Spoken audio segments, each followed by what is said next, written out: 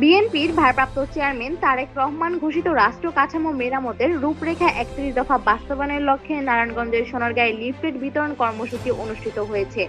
বৃহস্পতিবার ২৩ অক্টোবর সকালে সাদিপুর ইউনিয়নের কাজহরদি বেলপাড়া ও সনমান্দি ইউনিয়নের অলিপুরা বাজার এলাকায় এই কর্মসূচি পরিচালনা করেন সোনারগাঁও উপজেলা ছাত্রদলের সাবেক যুগ্ম আহ্বায়ক ও উপজেলা ছাত্রদলের সভাপতি প্রার্থী মোহাম্মদ শাহজালাল।